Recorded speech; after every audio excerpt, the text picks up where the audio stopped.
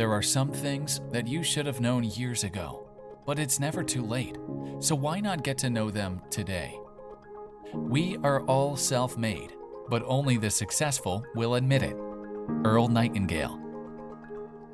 Those who have heard of him only know that he was a radio host and an author. But Earl Nightingale was there in Pearl Harbor when it was attacked, and one of the very few sailors that made it out alive from the debris. And many don't know that he had a tough childhood. After his father left him, he and his mother spent their time in a tent city during the 1930s Great Depression in America. And in the end, what happened? When he died, he was one of the most successful motivational speakers and business coaches in the history of America, who transformed many businesses and touched many lives. And in between it was the hard work, dedication, wisdom, and the relentless attitude of never giving up your dreams. The perfect formula for anyone to become a self-made man. But how can you become a self-made person? Let's listen to some advice that'll give you some hints. You have to make the shift from being a consumer in the economy to becoming an owner, and you do it by becoming an investor. Tony Robbins. In a world full of mindless consumers, become a mindful investor. That simplifies the entire meaning of what Tony Robbins wrote years ago. As the personal debt of individuals and families keeps reaching new record highs each passing year, one thing is certain. People are becoming more and more enslaved by debt. And at the core of this modern-day debt slavery is the lack of financial and investment understanding. People just mindlessly consume things they cannot afford and never try to find safe and profitable investment opportunities. So, take my advice. Stop being a debt slave and don't let marketing get to your head. Learn about finance, learn how to read company financials, and study accounting and taxation. It's not rocket science after all. Start becoming an investor. Own things that will make you rich. Is investing and financial education all you need to be rich and successful? Nah, something is missing. Let's look at the next one to get an idea. If people are not laughing at your goals are too small. Azim Premji. The story of Azim Premji, the Indian billionaire, is not a story of from rags to riches, but inspirational nevertheless.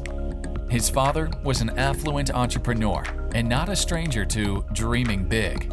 And Azim followed in his father's footsteps. Believe it or not, after the death of his father, Azim took over the food and vegetable company his father had started and within 20 years made it one of the most successful and largest multinational corporations in India. Many people must have laughed at young Azim's goals as he transformed a company that was making vegetable oils and soap into a diverse conglomerate that ventured into IT and software. Today, he is known as the czar of the Indian IT industry. And someone who started from a vegetable company does not simply become the czar of IT without chasing after crazy goals. So, there you have it. Have ambitions in your life and make sure others can laugh at them. Ambitions and investing are all good, but the formula is quite not complete without one other vital ingredient: time. How you manage your time will determine how your future is destined and where it is going. The only difference between a rich person and a poor person is how they use their time. Robert Kiyosaki. Robert Kiyosaki has given invaluable advice over the past few decades on how to be successful, rich, and happy. Perhaps the simplest, yet one easily overlooked advice from him is this: managing the most precious asset you have that will never regain once you let it go, your time. How you use your time will ultimately decide where your life is headed. How much effort you put in and how many sacrifices you are willing to make are all tied with your time. Ultimately, isn't that what all this is about? You can either chill with your friends, go on a date with your girlfriend, or get really drunk and smoke some weed.